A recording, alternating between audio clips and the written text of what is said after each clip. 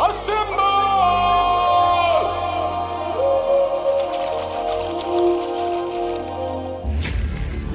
back and bigger than ever. It's the unofficial 40 from Soonerscoop.com.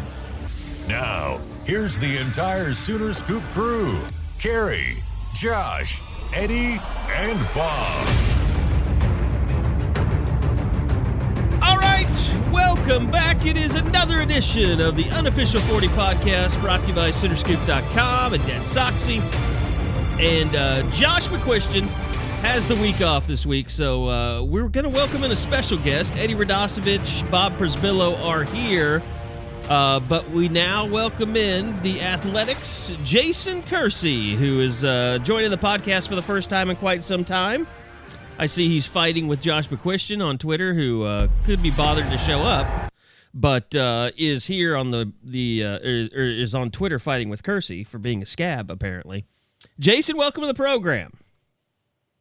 Thanks for having me. I feel like this is like if Wes Mantooth got invited onto the Channel 4 news team or something.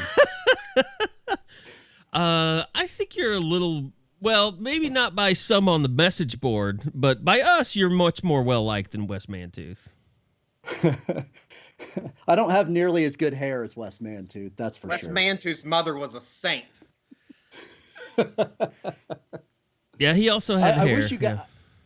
Carey, I wish you could see me right now. The Wolverine hair is really coming in right now. So I would love to see the Wolverine hair. Like, well, you know what? If Bob would like to tell you that if you want to come on a basketball Zoom anytime soon, that he would love to see you.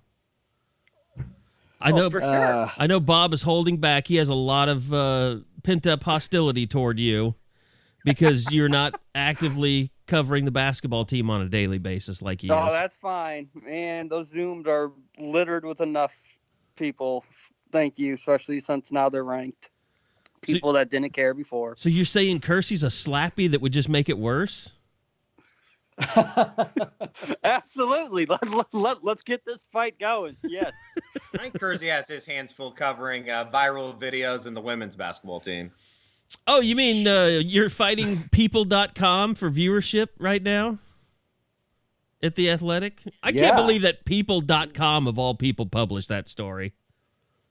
It's people.com. TMZ didn't TMZ do something with it too? Well, they had the Ben Ask You guy commenting on it, the MMA fighter, because people thought that the assailant or whatever we're going to call this kid looked like him, and it might have been him, and he had to basically come on and say, that was not me, and I'm not in a bar fighting people. Especially not walk-on holders. They might be doing it in other places, but not doing it in Norman. It would have ended much worse for Spencer Jones. That would have been Ben Askew. Yeah, there's no doubt. Well, I mean, look, it is... I know Eddie is not a fan of even any of this discussion, much less... It was a bar fight. I just can't believe that there was so much... I understand that why it went viral, because you don't see that very often. It's a great fight video. I mean, it has everything you want. A little, big guy versus small guy, and the small guy wins. Who doesn't want to see that shit? I just feel like it's a bar fight. If you've been in Norman or you've gone up to the Strip in Stillwater, now you probably haven't seen an ass beating quite like that, but see a fight from time to time. That happens on a college campus, believe it or not. And it's a little bit, I think, of KU fans or,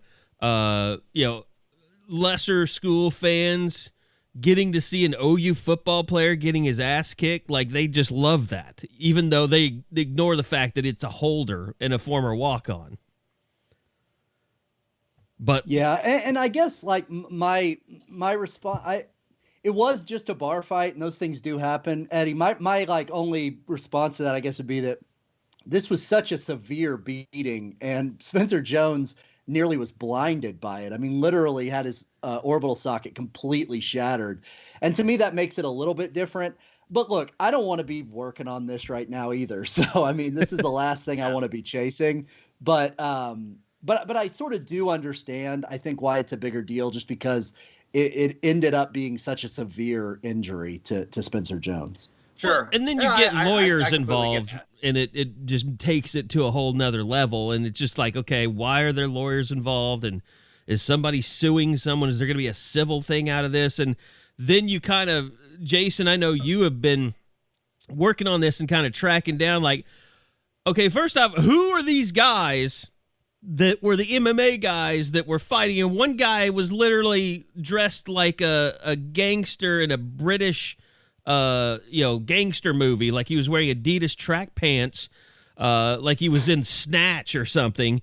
And then the other guy that jumped on Spencer Jones. I mean, who are these guys?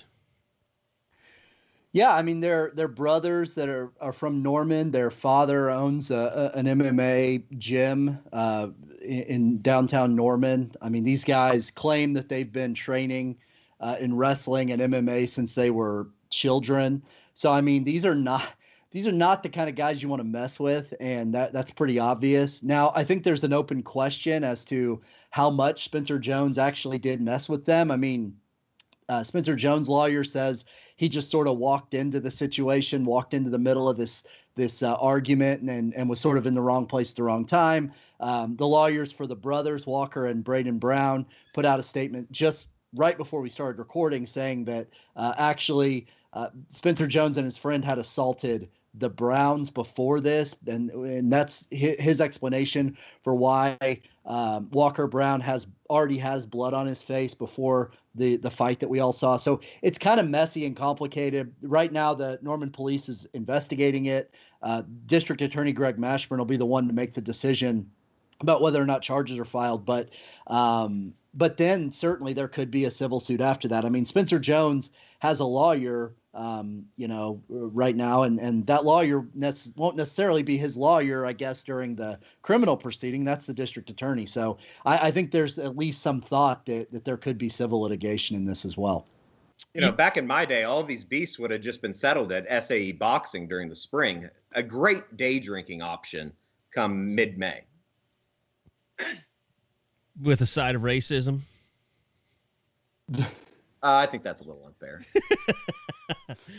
Well, here's the thing, too. I mean, all this stuff going on, and I've had all these people calling me like, "Hey, who's this Spencer Jones guy?" and this and that.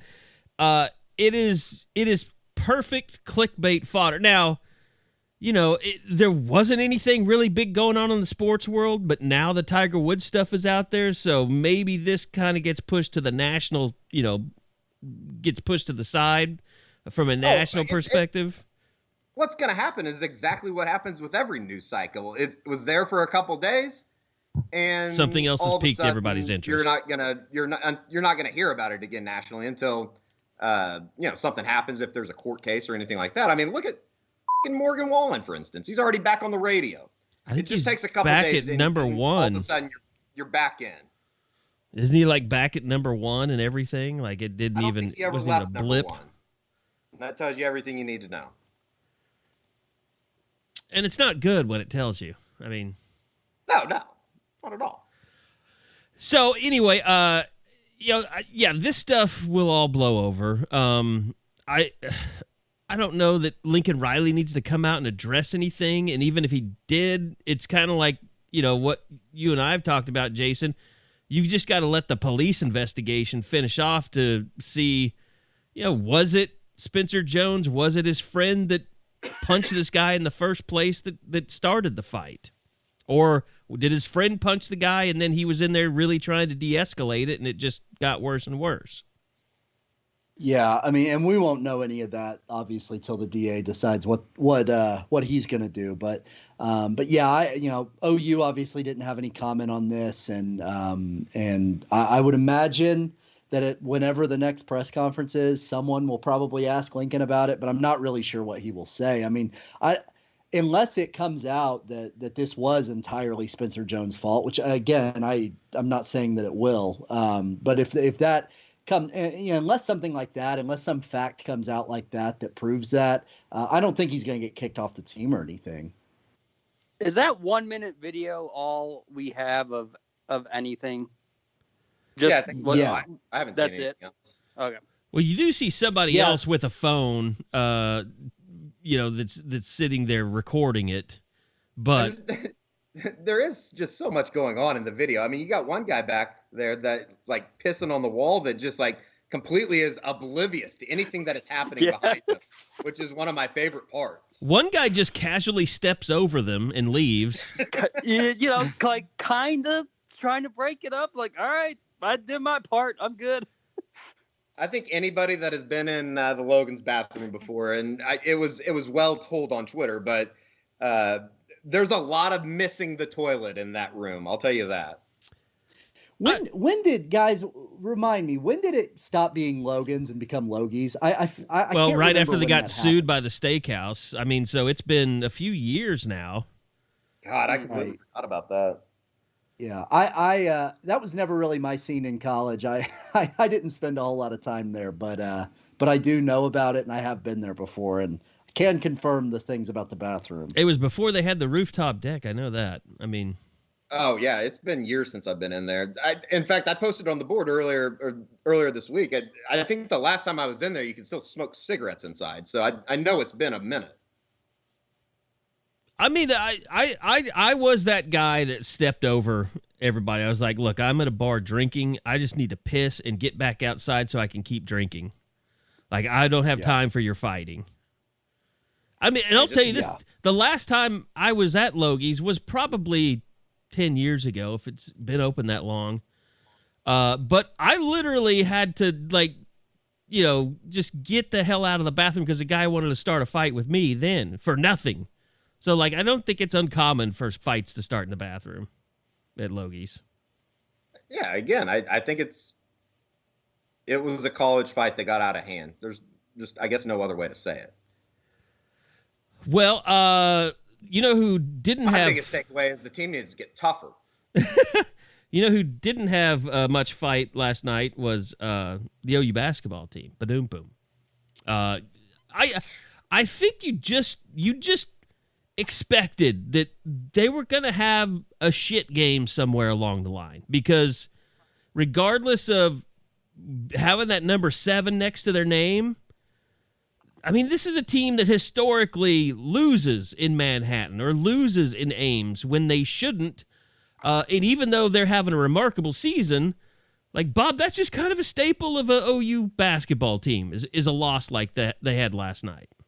Yeah, and they're having trouble shooting right now, even in Ames. And they didn't play very well, but Austin Reeves was able to do enough to carry the day Saturday. He tried to do the same thing last night and just couldn't get it done. But, I mean, they've got to find their shot again. Brady Manick has been invisible the last 2 games. Elijah Harkless, we haven't mentioned him at all. Seems like Elijah Harkless has been the guy that since Austin Reeves has come back, like it basically is muted his production, and it's almost got to the point where it doesn't seem like it seemed like he was becoming such a big part of their offensive identity, and that's since Reeves has come back, he's just disappeared almost. What's happening is, like, with him and Manick, is they're missing their first couple shots. And then they're becoming bashful about taking them after that, and that, you just have to keep shooting. Although right now with I don't know what to say about Manick's game last night. That was not a good performance, and that becomes a problem, because trying to get production out of that number 5 spot between Kurt Queth or Iwako or Manick, you just need one of them. And Queth did step up toward the latter stages of the second half, but you can't go like 30 of the 40 minutes without any production at all from that center spot. And yeah, I thought Iwako really had a rough night last night, and he had been such a plus for them, just coming in and giving them something. And just because there's not a lot of bigs in this league, and when they have 2 guys that are playing well down low, that gives them an advantage over just about everybody. And Walker was bad last night, and Queth was really good at the start of the second half, and then he just kind of faded away. But he stayed, like you said, Lon kept him in the game the entire time. It just, I don't know, the whole thing with Reeves and the technical, and then him sitting out the rest of the half. It was like you could tell, like that he knew that he screwed up, and Lon knew he screwed up. and he was going to get punished for it, and he did. And it just took him a while really to get back into the game. I would love to know what he said, because he wasn't even looking at the ref. He was literally, his face was in the floor, and he was saying something, and he got teed up. It must have been absolutely awful what he said. Maybe Eddie knows, since he has that type of mouth. And Reeves was definitely trying to initiate contact the entire game, and I think that might have been why that 3-point shot at the end, when he clearly got hit, wasn't called, is because he kept trying to draw contact and get fouls. So when one actually does happen, it almost probably didn't feel like it, because it felt like another sell job by Reeves to try to get to the line. But what we're seeing as a common theme is Harmon starts out fast, and he did again. He had 12 points in the first half, and then he only had that one free throw in the second half. And then Reeves tries to take over in the second half, which is okay when your other pieces are doing stuff. Like Mo Gibson, the boards were great. He was tremendous on the glass. He couldn't was. make any shots. And it's just what for their third straight game on the road, these last two, they just were unable to find their shot. Maybe now that they're going home with Bedlam, they traditionally you believe that role players play better at home, they shoot better at home. Maybe now that they get back to Lloyd Noble, you start seeing what we saw during the last month. Now for our women's basketball report, Jason Kersey. How's Sherry and their girls doing? Who cares? I have something to say about the basketball. Sorry. I was completely Eddie zoned out. I was completely zoned out. Hey! Shanna Plumlee walked over to Walmart anytime last couple of weeks and stole some more makeup or anything?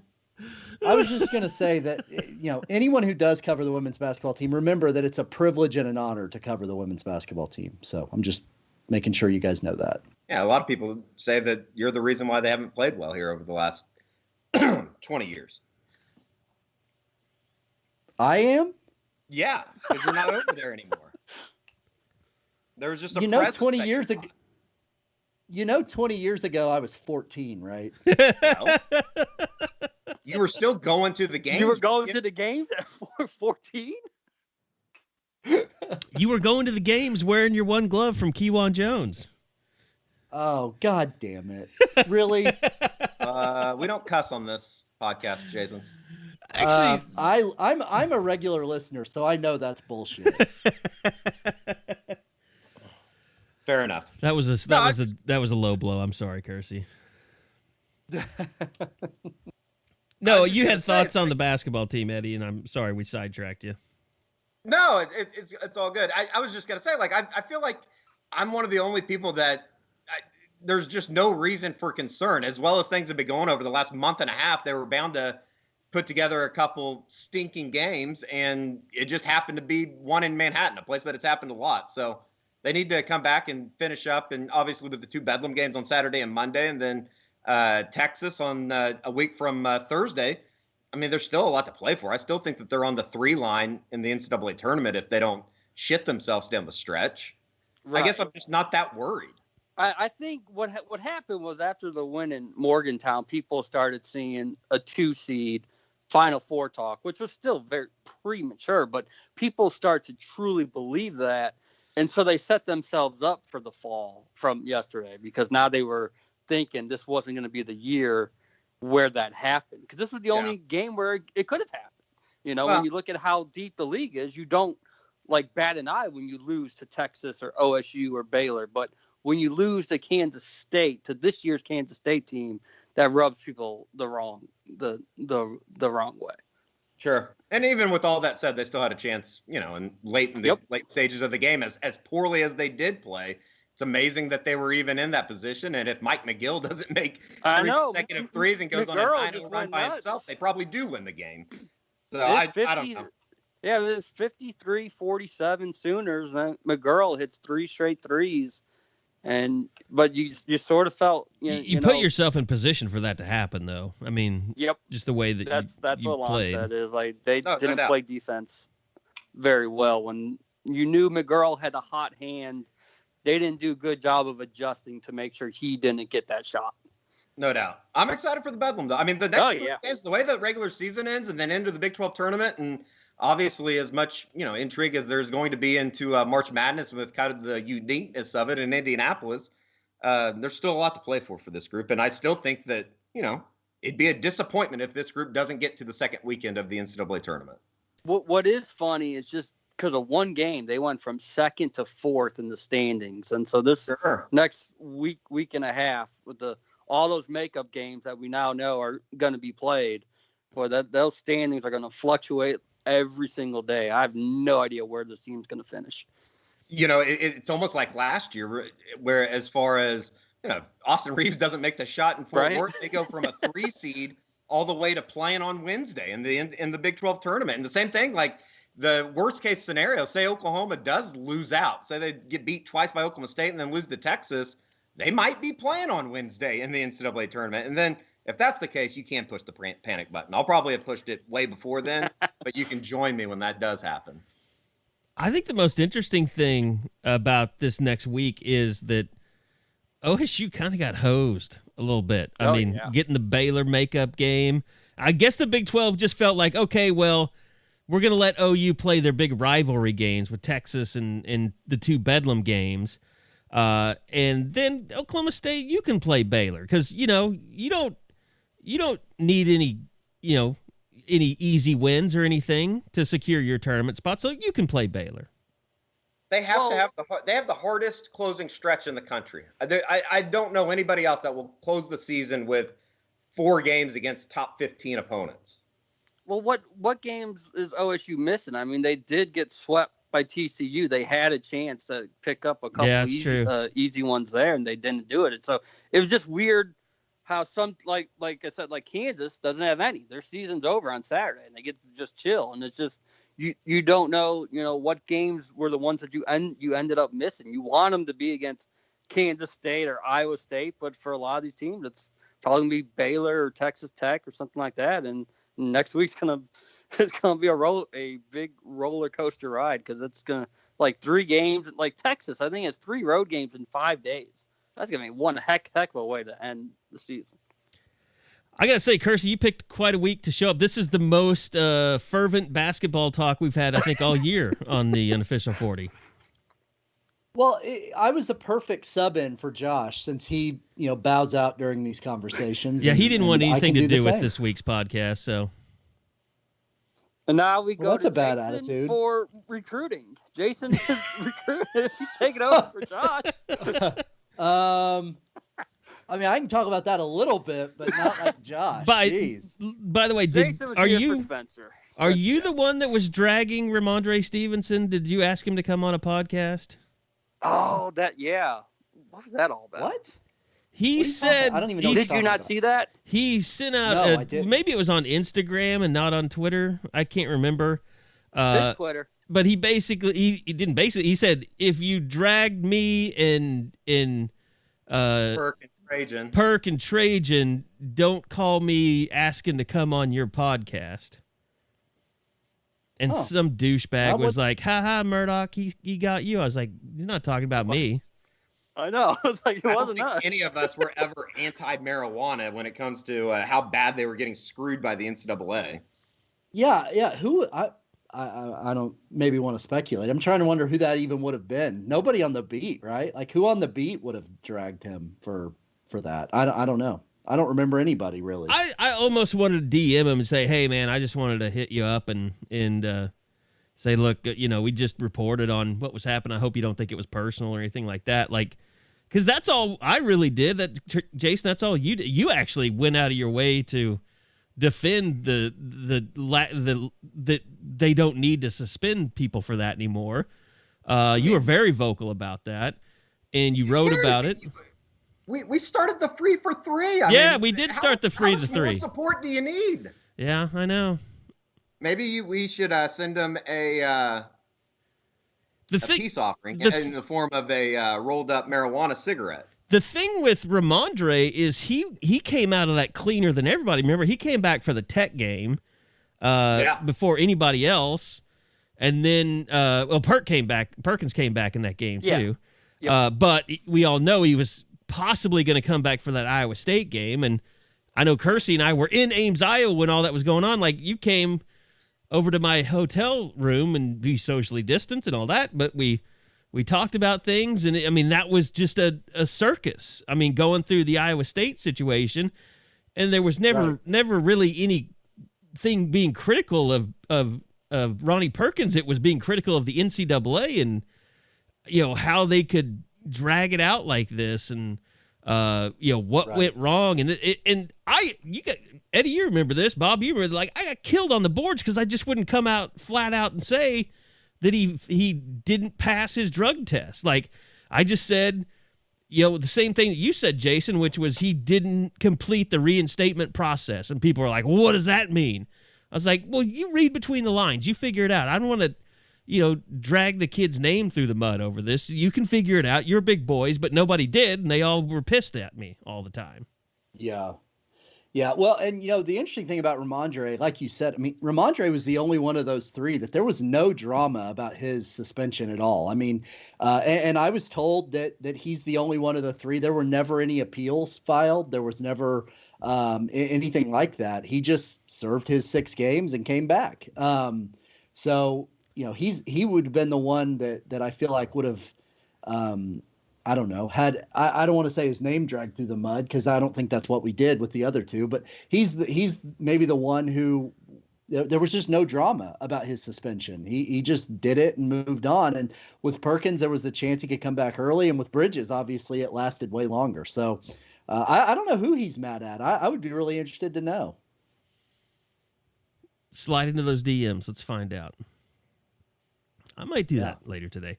But anyway, there wasn't a whole lot to take out of the Senior Bowl in regards to running backs. I mean, it was like a massive humanity, offensive and defensive lines just crushing each other all day long. So nobody was really gaining any yards. But, you know, it has been kind of interesting to see that now was it Daniel Jeremiah that put it out there that he thought that Ronnie Perkins could move up into the first round? Yes. Yeah. Yep. So, I mean, that's really, we'll start with you, Jason. I mean, that's really kind of the biggest bump or news that I've seen out of any of the draft eligible guys for Oklahoma. Yeah, I was kind of surprised by that. Not that I don't think it's possible. I just hadn't really seen that anywhere else, and I still haven't seen that anywhere else that Ronnie would be a first-round guy, but it wouldn't surprise me. I mean, and it sounds like Creed had a heck of a time down at the Senior Bowl. Really, yes. Sounds like he impressed people down there too.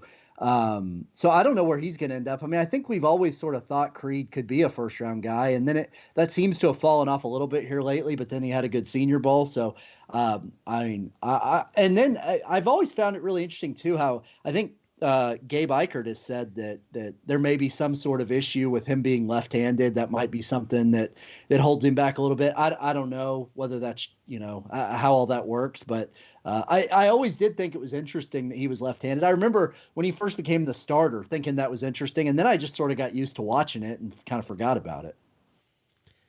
I mean, I think the Creed thing is so confusing at times, and it's probably because he's a center and we've expected so much out of him ever since he was a freshman.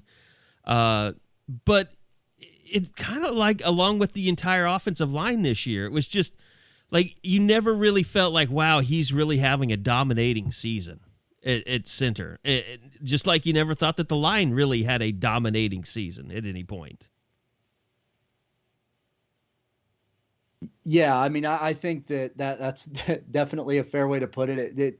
It especially because, Bill Bedenbaugh was so adamant in that. I remember that one preseason Zoom where the way he talked about the line and how good he thought they could be and how good the young guys were. I mean, I think it was sort of out of character for Bill to sort of set an expectation like that. But I wonder if maybe that's why it didn't seem as good as maybe it even was. I don't know. Maybe I'm wrong about that. That's why we never got to talk to Bill again, because he was so mad coming off the only time he did talk.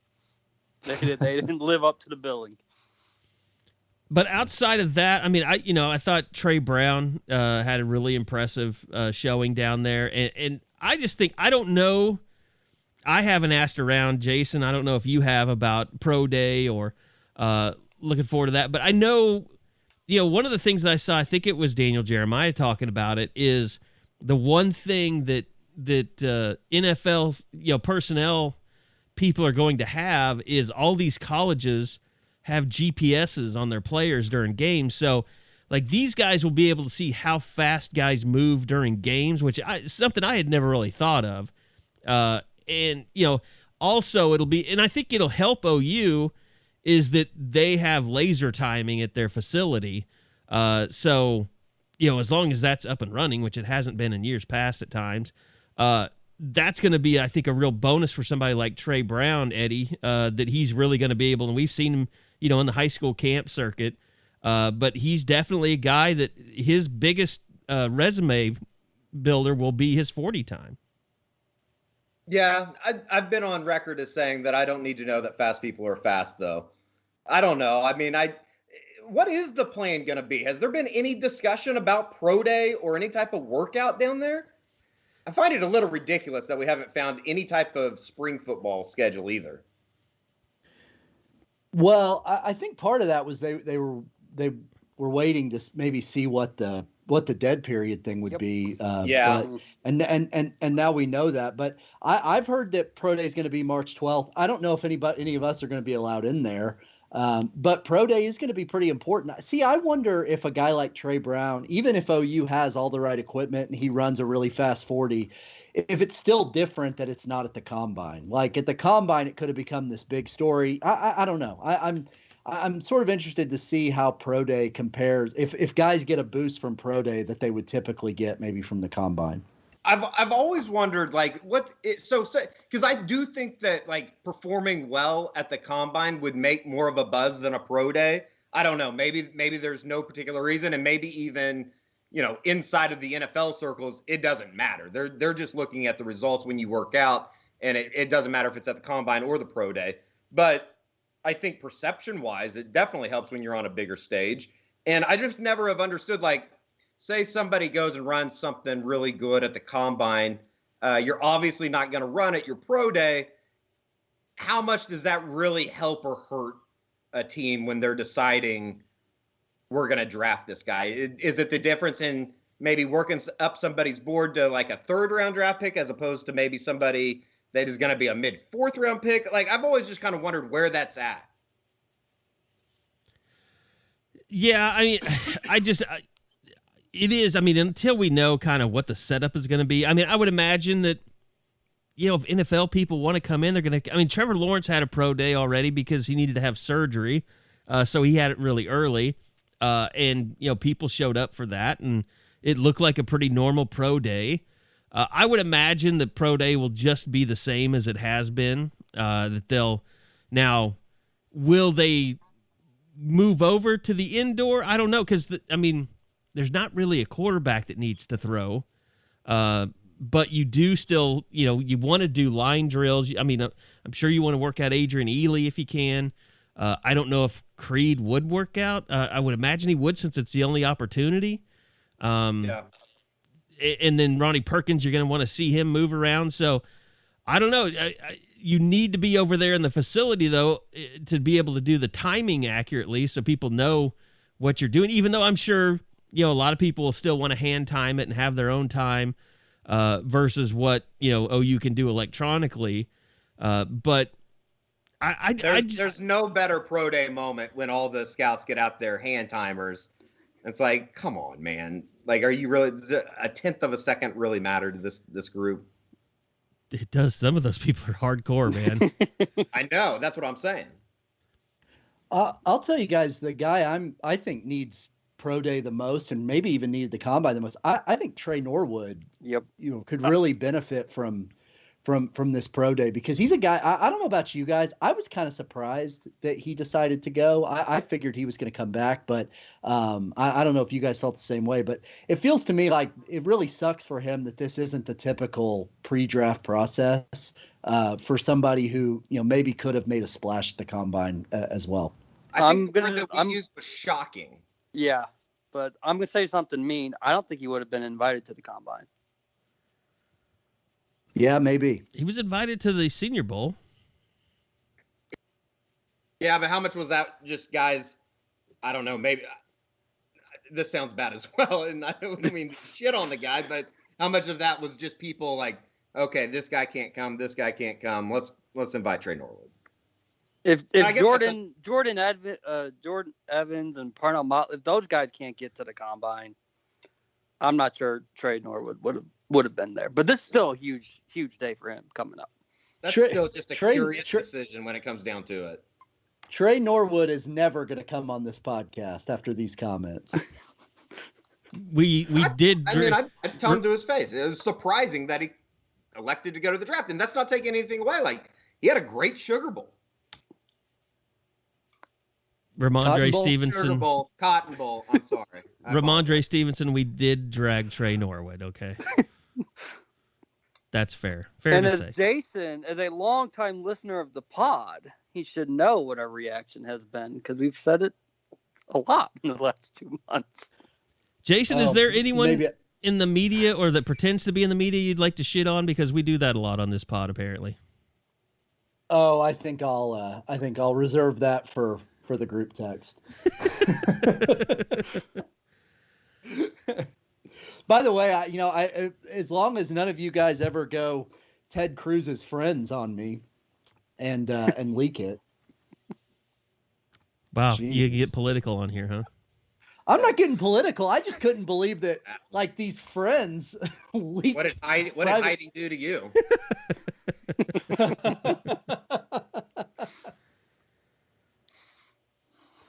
I don't know where to. Horse, though, right? Jesus Christ.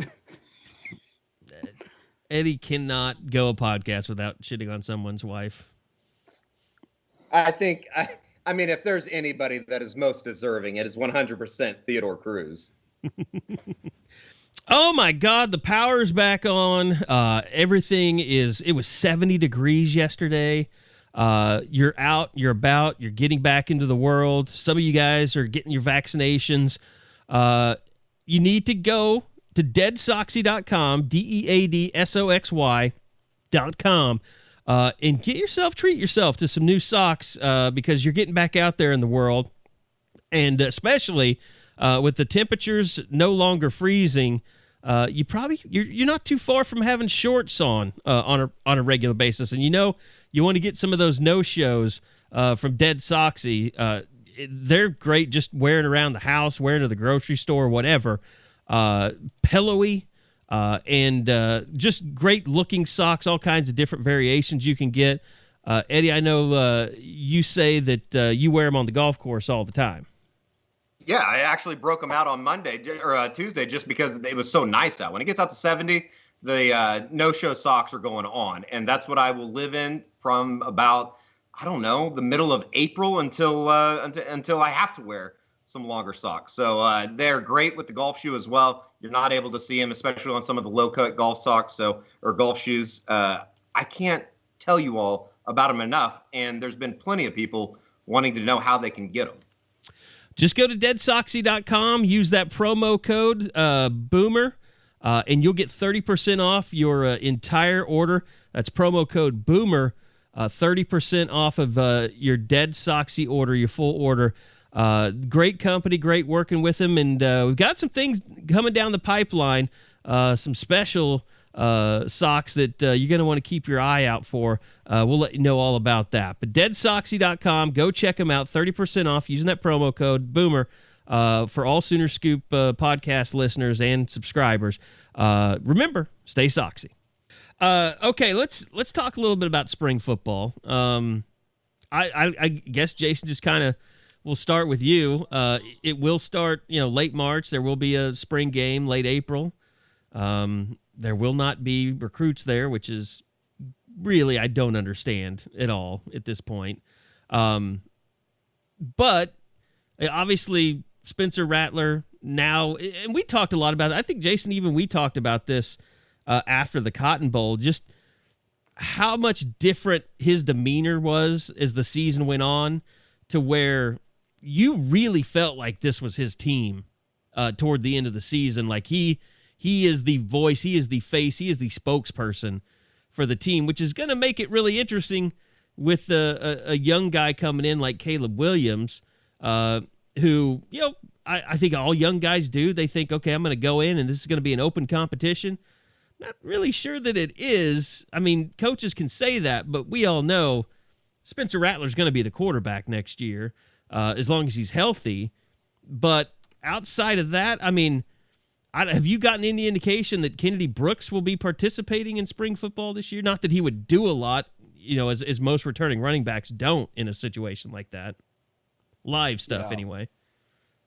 Yeah, I don't guess I've heard definitively whether he will. I've always kind of assumed that him and Jalen Redmond both would be involved. I know Jalen came back for the Cotton Bowl preparation, but certainly the way those guys get reintegrated, I'm really interested to see how the Tennessee guys, the transfers fit in. I mean, the three of them are so critical, and Bob, I think you may have written about this, but like they're so critical.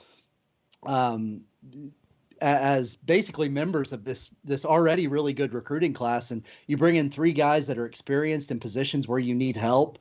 I mean, that could really be the difference in whether OU, gets to the playoff or wins a playoff game or doesn't. So, I mean, that's going to be interesting. But back to your point about Spencer Rattler, I mean, I felt like really that everything changed that Texas game when he got benched and didn't pout and didn't handle it well, take it badly.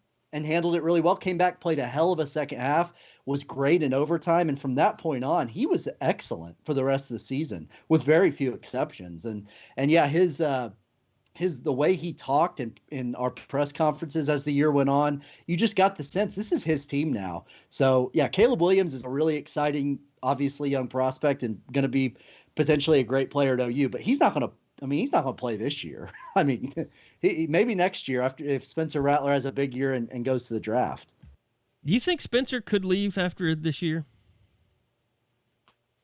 Yeah, I do, because I just have a hard time saying that. I have a guy that's been a 1-year starter and it'll be his second year. But I mean, it wouldn't shock me because Kyler, did it. But Kyler also, his hand was kind of forced in that, he had the baseball deal.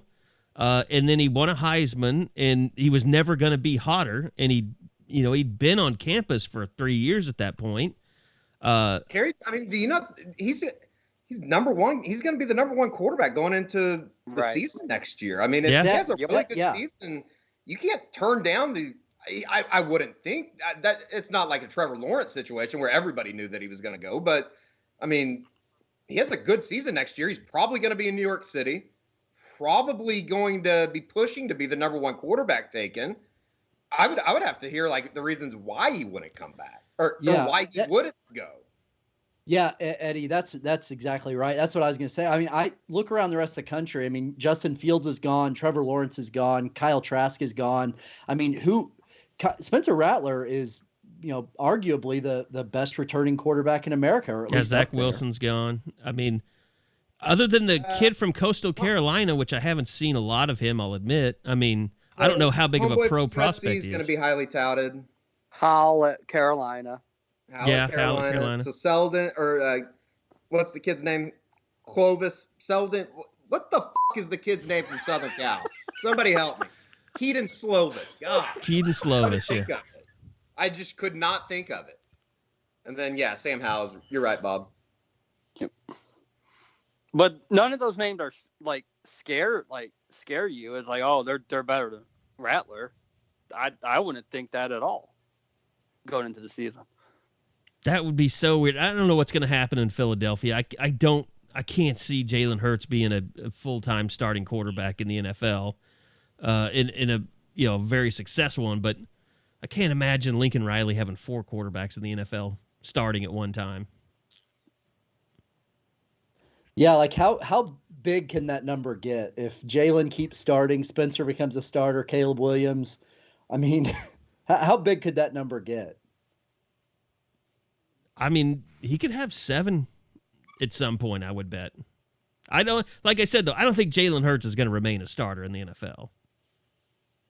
Well, I think you could add one to that number when Tanner Schaefer finally gets his shot, and as an undrafted free agent, and proves why he should have been playing all along, right, Bob? And so you do need a quarterback for pro day. This is Tanner Schaefer's choice. This is his time. That's right. Pro day is going to be huge for him. OU's going to claim Chandler Morris, right, when he wins the Heisman? He's going to be put on all the Heisman graphics. If the Aggies do with Kyler, sure. Or like what Texas is doing with Devontae Smith and yes, and all the Alabama stuff. I hope that'd be great. Outside of that, I mean, Bob, is there? I mean, anything spring? You don't think Jeff Banks' wife tries to have sex with a player? Oh, Ooh. Bob, do we need another long bleep this week, Eddie, from you? What? Bob, I wanted to get your thoughts as well. I mean, outside of the Tennessee transfers, which and you're just starting your breakdowns on Sooner Scoop for spring and things like that. But what are kind of some of the storylines, the first ones that you thought of writing about heading into spring? You got to look at the secondary, right? I mean, you lose Brown, you knew that. Then Norwood, then Bookie, although we have no clue what he's doing. It's been 3 weeks now since he put his name in the portal, and nothing's really changed there. I mean, does Bryson Washington step up? Is Justin Harrington going to be fully back to where we can see what he ends up doing? Jaden Davis should be healthy now, so that competition between him, Woody, and DJ Graham, it's got to be the secondary. These are the guys now that Alex Grinch and Roy Manning wanted to bring in. So, okay, let's see what this group can really do. Does Jeremiah Cradell make that next step? And how do all these pieces fit? And how does Keyshawn Lawrence fit into that five-man puzzle? So that's the number one position group that I'll definitely be watching. And I know we haven't been down on the field, Eddie, this year as much. I mean, you were at the Cotton Bowl. That was the closest you'd been really all year to being field level. That in the restraining order. But people that haven't seen Justin Harrington up close, I mean, to me, he is the poster boy for what Alex Grinch is trying to do with size in the secondary and Keyshawn Lawrence coming in. I mean, it's gonna be you're losing some good players and some playmakers in Trey Norwood and Trey Brown, but my God, it probably the closest it's ever been to looking more like an Alabama defense with the size that is coming in at the defensive back position, especially. Yeah, and I mean, I think that it's kind of fun now to see the fruits of the labor on the recruiting trail and what it could pay off for them in developing a secondary that is kind of what Alex Grinch has wanted for a longest time. The kind of one of the bigger question marks right now is just, and I think I know how this is going to go, but like I would have figured by now that Bookie would have found a home, and he's still active in the transfer portal as of Wednesday morning. I don't necessarily think that I wouldn't say that the door is closed for him to return to Oklahoma. I mean, the last time we talked to Lincoln, that was far from the case, but I still think that he probably moves on, right? He's not going to be participating in the spring with Oklahoma, I wouldn't think. You would think that they would want to know if he was coming back, right? Than to go through a spring and take reps from someone else when he might transfer out. Yeah, no doubt. I mean, I would almost think that there's some type of, gentleman's agreement. Like, if you take your name out of the transfer portal, you can't come and just work out and then all of a sudden ghost us, when the summer hits. Has he posted anything on Instagram? He hasn't done anything on Twitter, but outside of the usual, he tagged TJ Pledger in a thing that talking about they're going to hear us or some shit. Nothing notable. I thought someone said there's like he did something in the last week that gave people thoughts that maybe he was coming back, but I wasn't sure. Yeah, it was something to the effect that it was something on his Instagram story, something to the effect of something and his brother. It was just a picture with him and a bunch of the guys from the team. Oh. Yeah, but I mean, it doesn't seem to be a place for him. I mean, if everything works out, I mean, you've got young cornerbacks that look really good. You're going to have more. I mean, we've talked about before, Delarian Turner-Yell has not been as good as we think he could be. But, you add Keyshawn Lawrence, you add Harrington, you bring in more young guys. Maybe you can move one of those corners around if you wanted to. But I'll tell you this, I mean, DJ Graham and Woody Washington, to me, two of the best corners. And like I said, Jaden Davis has not been, extremely healthy, but they have not been in that good a position at corner that I can remember heading into a season since probably the early to mid 2000s. I was going to ask, do you guys think, while we're on the subject of the secondary, do you guys think that Delarian Turner-Yell and Pat Fields are your two starting safeties next year, or is that going to change as they've gotten bigger and brought in their own guys? Game 1 or game 7? Right. That's been our discussion. Game 1 or game or heading into the middle of the season. The big question mark out there is what Tennessee transfer is going to have the most impact in 2021. And you could make the argument that it'd be Wanye Morris at the beginning of the season, but if he settles into an offensive starting role on the offensive line, I think you could make the argument by, 5, 6 mid-season that it ends up being Key Lawrence. Because I do think that he's not only going to play, but play quite a bit. I mean, he's kind of like Justin Harrington as far as it goes, looking freaky physically. And Grinch is high on him because he's been recruiting him for the last 2-3 years. And he said that when he talked to us, a few weeks ago. It's you can say he was a transfer, but he's this is one of the kids I've known the most over the last, 2-3 years. And now he's, finally here. So it doesn't feel all that different. And because of COVID, he's a true freshman, and Morris and Gray are just sophomores. So it feels like none of these guys should be a 1-year rental. And I think that can kind of get you excited too. I mean, if Morris is incredible, maybe he leaves, but I don't think he'll leave that early. But I mean, these are guys that should become, I don't want to say faces of the program, but they should become prominent members of this team for the next couple of years. I'll talk to Joe Castiglione here in the not too distant future about, next season. Not a humble brag, just we talk every once in a while. But it's just nice that there's a schedule that's been released with full games where you can look at it and know there's going to be a full season next year. I'm curious what you guys, just how you look at next season. What do you think it's going to look like? Do you think it's full capacity? Do you think it's 75%? What would your guess be right now? As close to full capacity as you could possibly. I mean, I guess there's no way of saying it's going to be 20. It'll be much more over 50 or much closer to 100% than I think it will be to closer to 20%. I mean, is that too much? I would say my biggest question is how many places are going to be sellouts? Will not everywhere that can.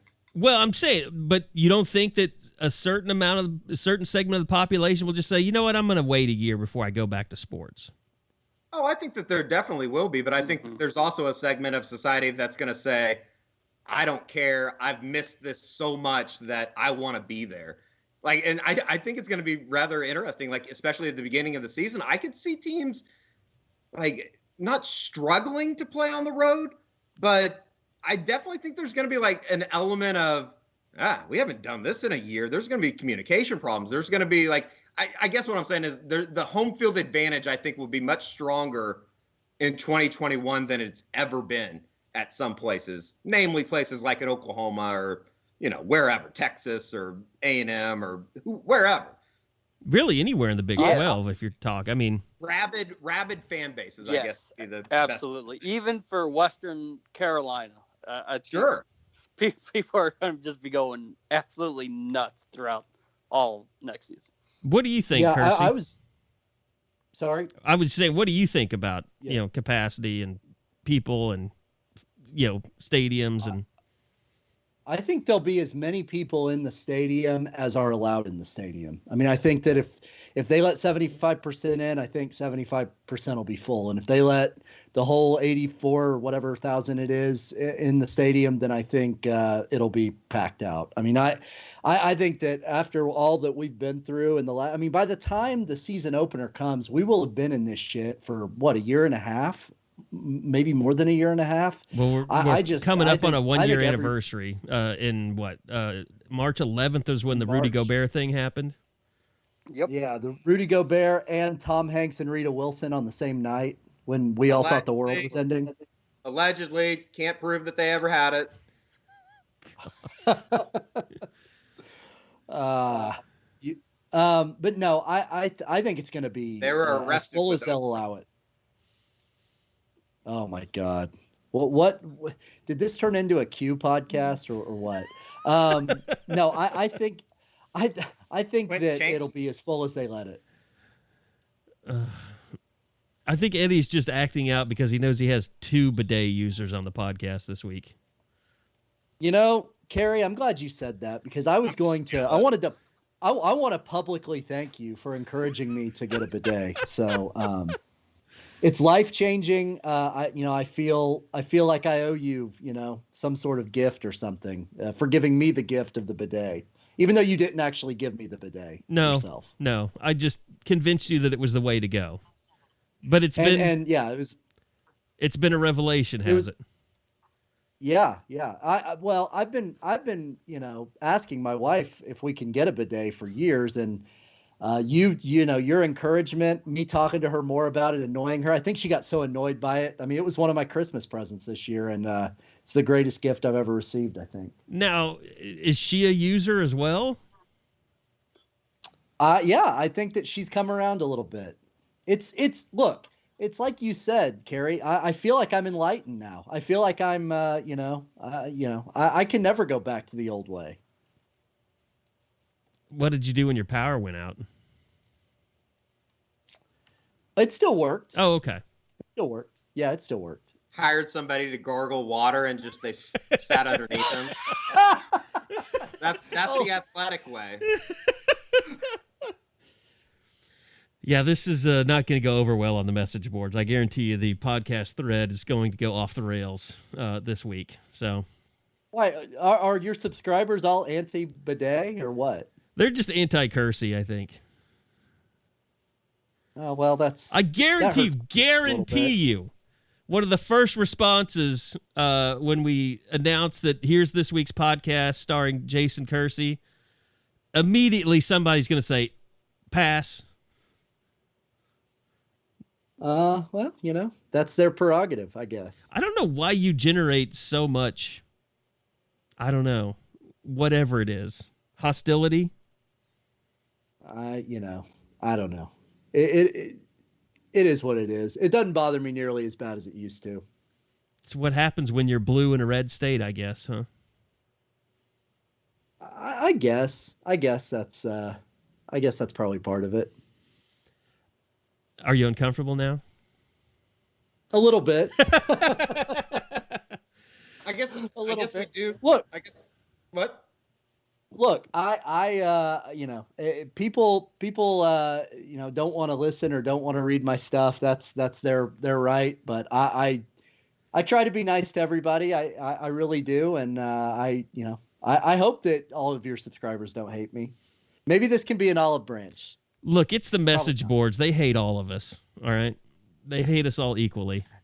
We all have not doing something if they don't hate you. Yeah. We all have our, I'm canceling because of Murdoch days or Josh days or Eddie days.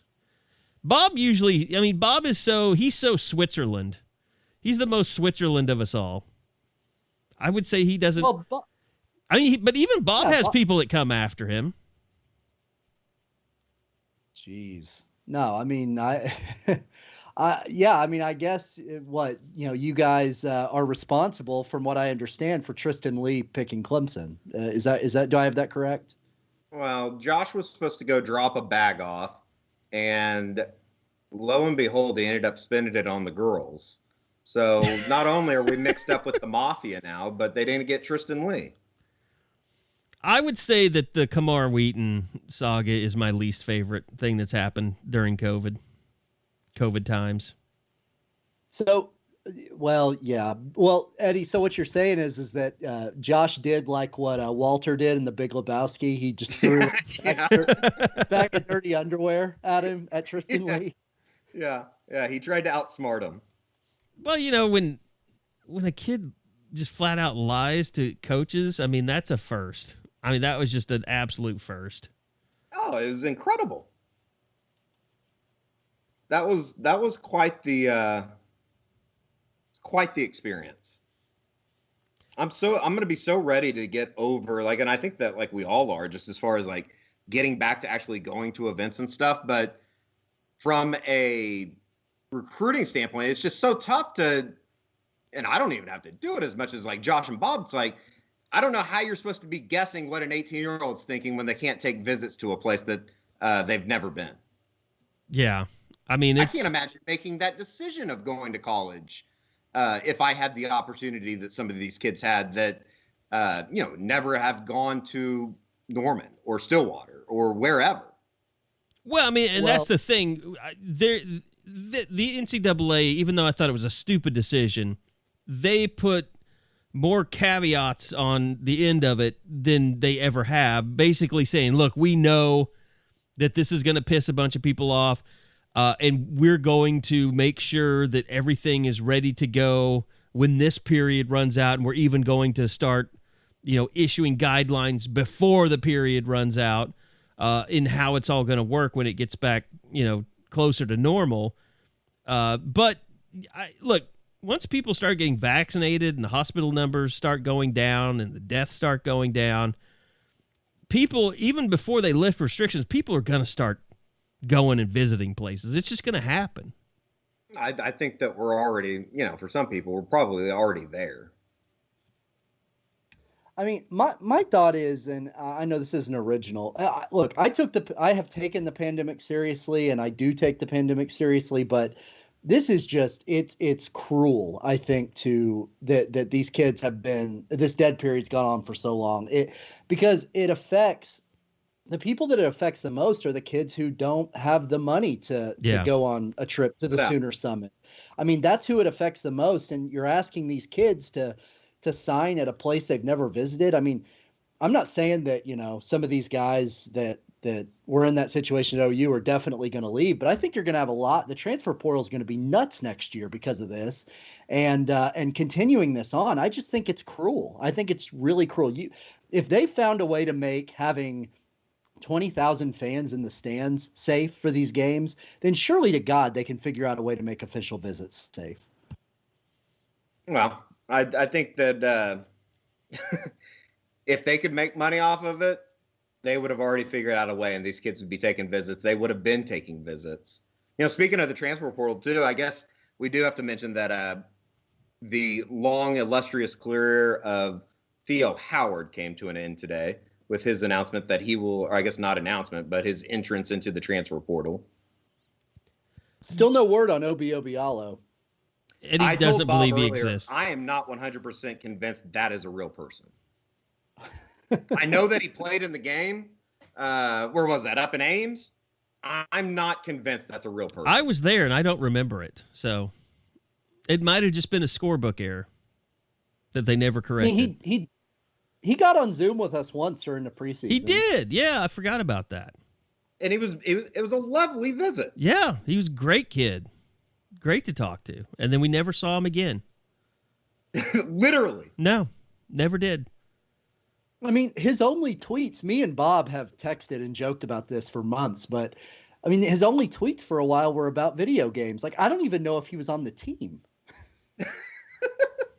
I mean, I really don't. God, that's so great. And there's really no, and the thing about it is, with these Zoom calls, you get one question. So there's never really a time to ask questions like, where is Obi Obialo and what's wrong with him?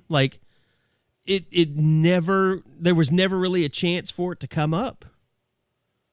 So you never got any indication of, was he hurt? How bad was he hurt? Is he dinged up, or is he legitimately injured. If it wasn't the pandemic, I think we would just say he took a red shirt.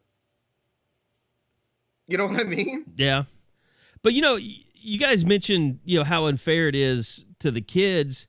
It's really unfair to the coaches, too, because the NCAA, they're going to be cleaning up this mess for years because there's going to be a lot of kids that get to campuses, they're not happy, they're not playing, and they're going to want to transfer.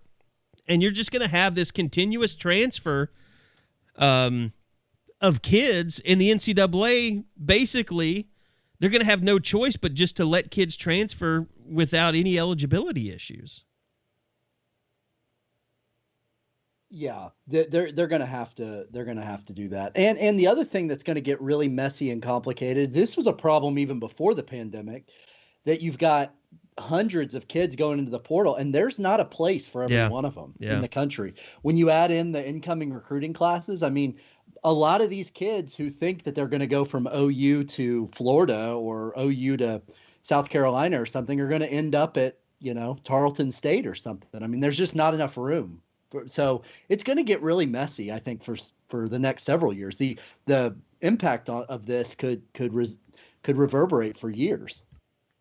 And who really knows? I mean, you've gotten to know Bookie and his family more than anyone, just from some of the feature writing that you've done on him over the years. But maybe that's his situation. Is he thought he was going to go back out west, but you have a recruiting class come in, and you don't have good confirmation whether or not you could go to the schools that you wanted to go to because they just don't know at this point.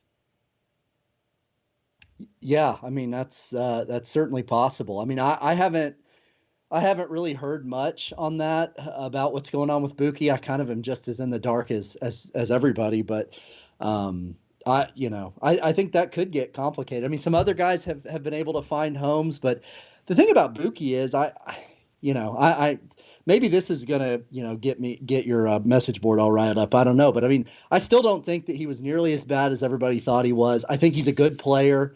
Not a great player, not a 5-star player, but a good player. And I would imagine that there are teams out on the West Coast that could use him, and he would play and play well for them. Well, Eddie can tell you this. I stuck up for him on the boards, and I just didn't get the vitriol that was thrown at him. The LSU thing is inexcusable. You can't excuse that from happening. And then he had the play against Oklahoma State where he got the penalty. That wasn't a big deal, though. I mean, that was. And they ended up punting, I think. And then they scored on that drive, but he also had a personal foul. I was because I looked this up because I think I got in a fight with Carson Cunningham on Twitter about this. Who I like Carson. I don't have. I'm not gonna shit on him at all. But we got into it because he was kind of taking that position of Bookie is a he's not any good and he's trash and he all he does is get penalties. But I went and looked it up, and the entire year he had that Oklahoma State and he had the Iowa State.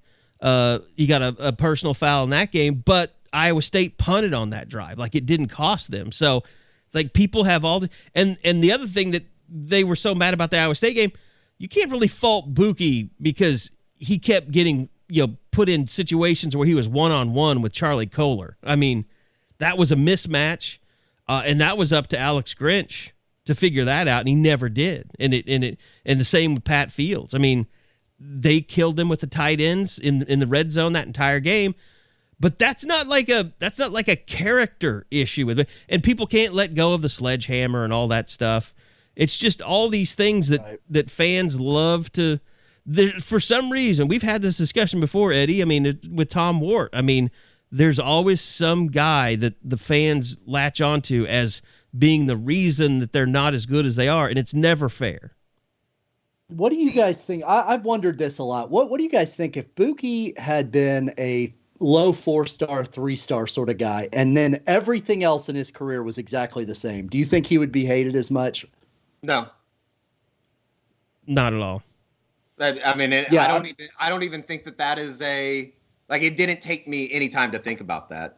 When you come in with high expectations, you pick off Trevor Lawrence in the U.S. Army All-American game, and considering when he came to Norman, when he arrived to Norman, I think there was a little bit of anger that was built up. Like there was almost like an extra reserve of Mike Stoops' anger that all of a sudden fell to the feet of Bookie. Yeah, which it's unfair, but at the same time, if you're gonna be out there like he is on social media and stuff like that, you don't necessarily, I guess, help yourself. And not to say that he was seeking the attention either. I mean, I think that's just, I guess, as a whole, that's part of the problem with social media. If you're going to be out there, people are going to take shots at you.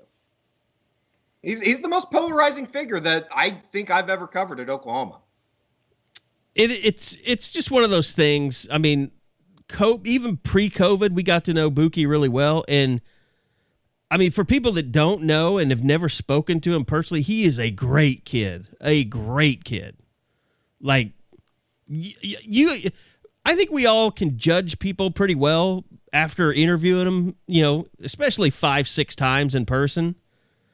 And, I'm always one of those people like, well, maybe he says things to our faces and he's not really that guy. Like, I feel like I can tell those people apart. I think Bookie, in the way that Lincoln Riley has talked about him, and the fact that he came out and said, I hope he doesn't transfer because he's good for our locker room. Like, I totally believe all that stuff, because just interviewing him in person before COVID, he was always getting interviewed, in a situation where he was coming off of a negative, or things weren't going that well. And you would always talk to him and you're like, man, that kid's got his head on his shoulders. Right. Well, I remember after the Peach Bowl, I mean, and look, that play in the Peach Bowl is indefensible. It's one of the most foolish plays I've ever seen because of all of it. I mean, they were still in the game at that point. It was 3rd down. That guy was completely away from the play.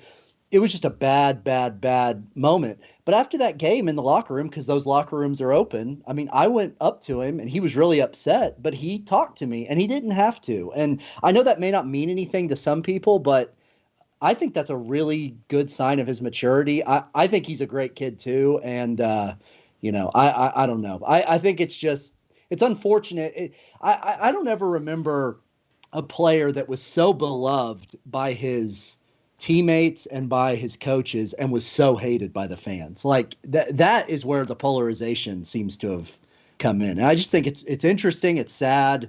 I don't think he deserved a lot of what he got, but, so anyway.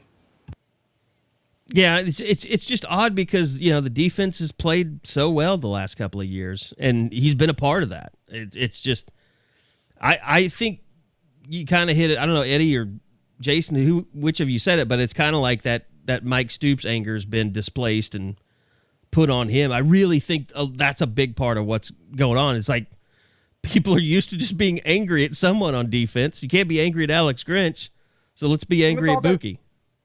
And with all that said, I think that it could be very productive for both groups if, they just break away from each other. Like we talked about, I think that they have plenty of talent in the secondary that's ready to step up. And, I think that maybe a new, a new setting would work out well for him. Jason, are you surprised that Alex Grinch is still here? Sorry, Carey, did you ask me that? Yeah. Are you? Yeah. Not really. I mean, I think this. I've said this. I wrote this. I think this will be his last year at OU. I mean, I think that with as good as they've been the last 2 years, with as marked improvement as they've made between each season, I think that he'll be a head coach at this time next year. But I always sort of got the sense, and I don't know if you guys got this sense as well, but I always sort of got the sense that Alex was not going to leave quickly. I think he wanted to stay in one place for a while. This is a guy that moved around a lot. I mean, his family has been to, Wyoming, Missouri, Ohio, Washington State. I mean, he's moved around a lot. I kind of got the sense that he wanted to put his feet on the ground for a little bit someplace and maybe try to build something before taking that next step. And he's still very young. by coaching standards. So I'm not terribly surprised that he's still here, but I don't think it'll be much longer. Yeah, I think, the Arizona job was out there, and you wonder how selective he's going to be, or I wonder like how much counsel he gets from like Bob Stoops, people around here that can tell him, what is worth jumping at and what isn't. But you heard his name a little bit with Boise, but you knew they were probably going to stay within the kind of Peterson family. And then, the UCF was such a mess with losing the athletic director and getting a new one. And then, that hire, I getting Gus Malzahn, I think was a big get for them. I mean, really. It feels like there's been a shift in the way that assistant coaches, and particularly coaches like an Alex Grinch, and maybe Brent Venables is the poster boy for this, but it feels like taking the opportunity to go to a G5 school or something lower is just not worth it as much these days as it is staying in one place, making a really damn good living. I mean, not everybody's making $2 million like Venables, but I think everybody would agree that Alex Grinch is being paid quite handsomely.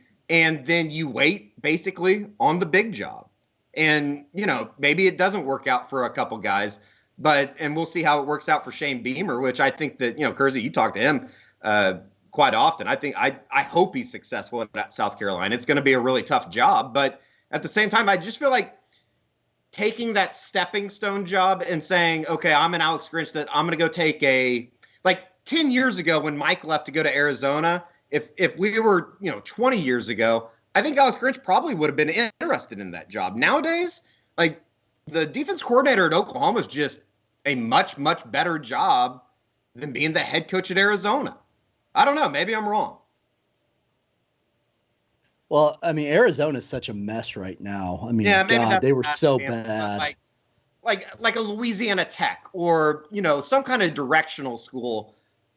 I don't know. Maybe I'm just caught in the moment, but I feel like more and more coordinators are saying, I'm going to make my, $1.5 million wherever, and maybe I'll wait for a Purdue to open up or something like that. Yeah, those group of 5 jobs are kind of tough because, you can get there and get stuck there. Can anybody say that they thought Seth Luttrell would still be North Texas's head coach now?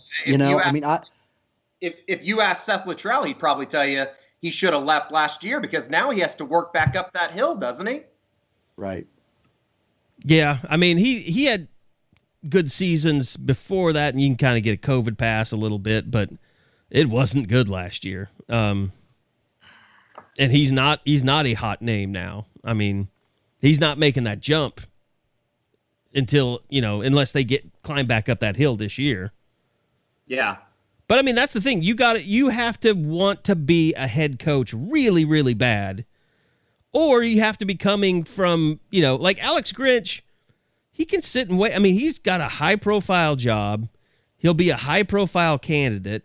Somebody like Seth Luttrell, or even Gus Malzahn, he got fired. He didn't have a job. So it's kind of like you look at Kevin Sumlin. Started at Houston, built that, went to Texas A&M, lost that job, ended up at Arizona, which is not an ideal place.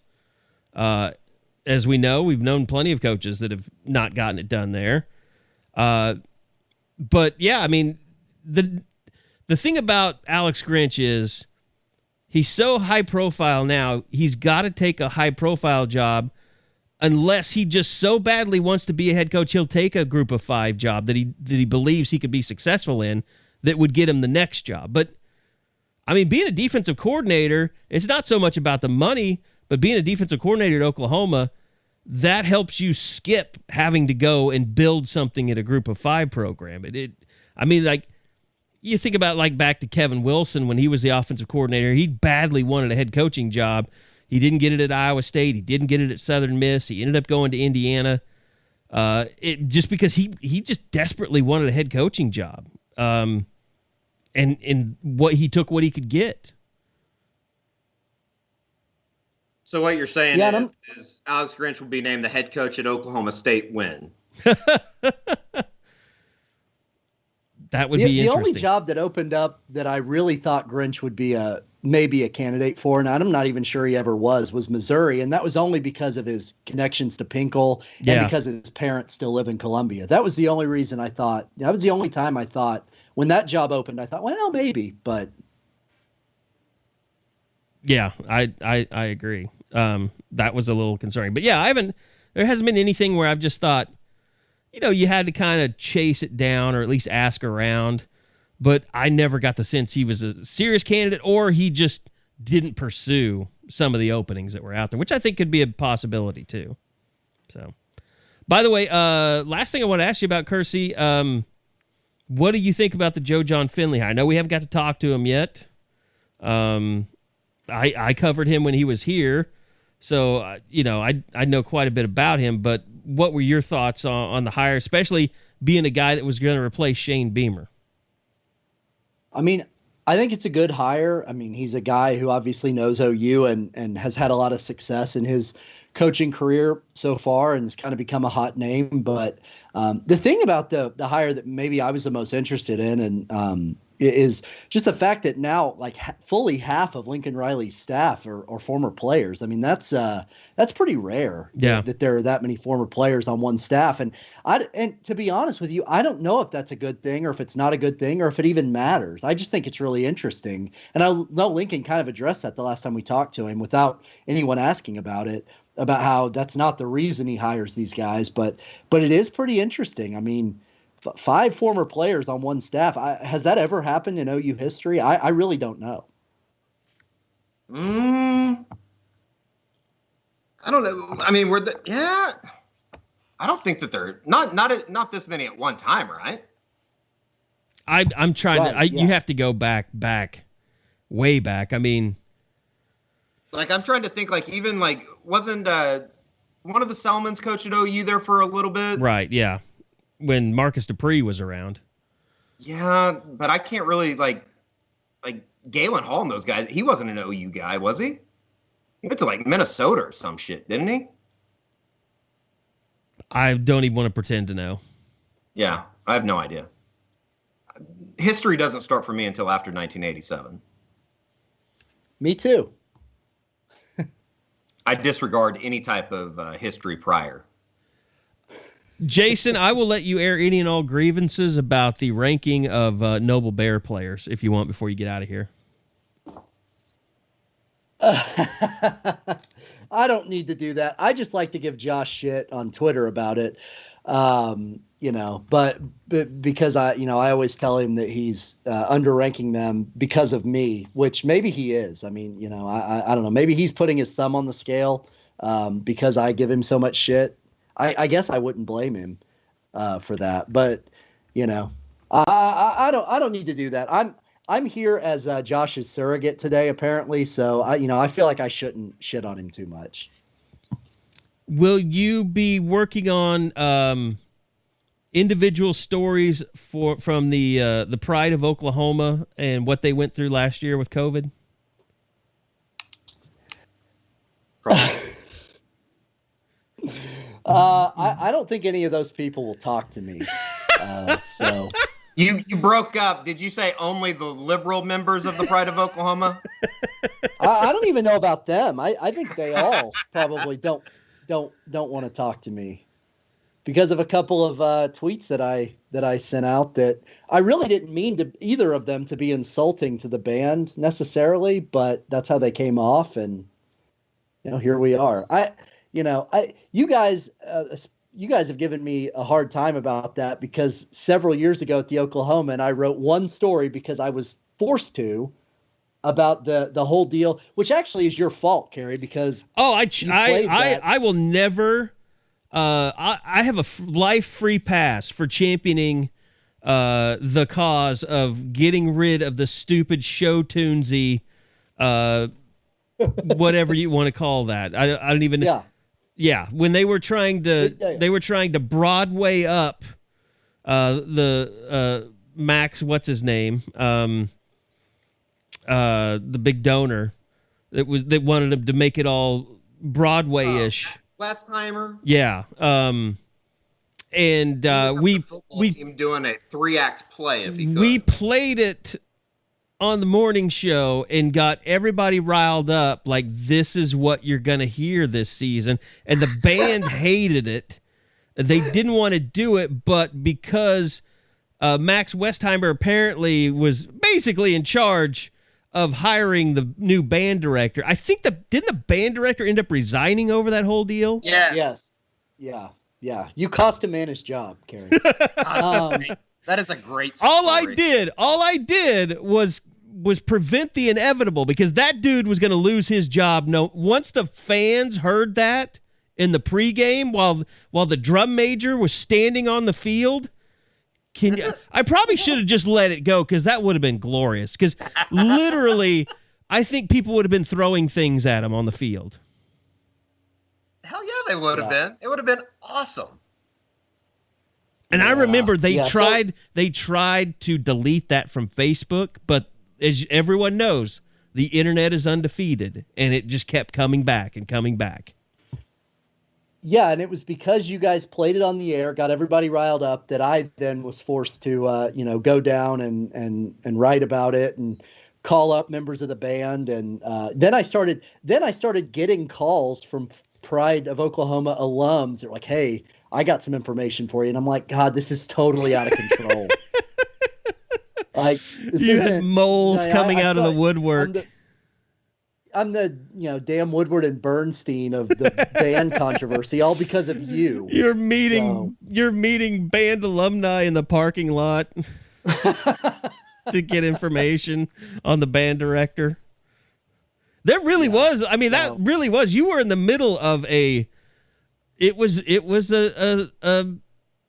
would call it well, I don't know what to call it. A campaign to basically destroy the band director. Yeah, and then the problem with the tweets was that once I said it was during halftime of the West Virginia game, I think in 15, they had brought back the 1985 national championship team, which included Ricky Dixon, and he was in really bad shape. Oh yeah, mm-hmm. And he hadn't been back in forever. And they rushed the team out and then rushed them off the field at halftime to get the band out there. And I just said, "Hey, you've got Ricky Dixon here. This was really hard for him to get here. Why not devote the whole halftime to the 85 Sooners?" And that caused just a shit show in my Twitter mentions when the band got a hold of it. I had one guy write an open letter to me about the reasons why the band is important. It was just psychotic. And then at the Peach Bowl, I joked at halftime that the OU band shouldn't even be allowed on the field because of how bad the football team played. I didn't actually mean that, but the actual there's Pride no of sense of Oklahoma humor. Twitter account responded to me. Yeah, I remember that now. So yeah, I don't hate the band. I really don't, but But they're very sensitive, I also and you think wish that they wouldn't be. Sometimes you guys need to calm down. That's gonna go over well. Well, I wish I had a trumpet.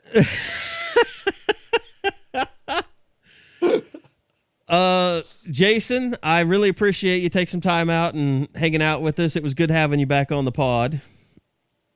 Yeah, thanks for having me. It was fun. And folks, if you want to start a Dump Josh campaign, this is your time. Although, judging by the lack of recruiting content, that's not going to happen. So we'll be back with full recruiting Josh next week, but Bob had to jump out a little bit early because he had radio to do.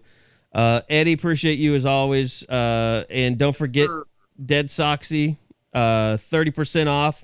We had a guy that contacted me the other day, and he was getting ready for his wedding, and he wanted to know that he's going to be wearing his crimson and cream Dead Soxy socks at his wedding. So that was pretty cool.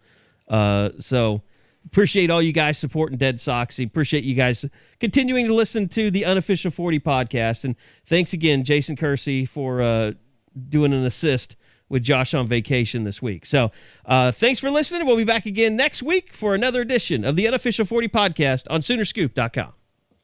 Pray for Tiger.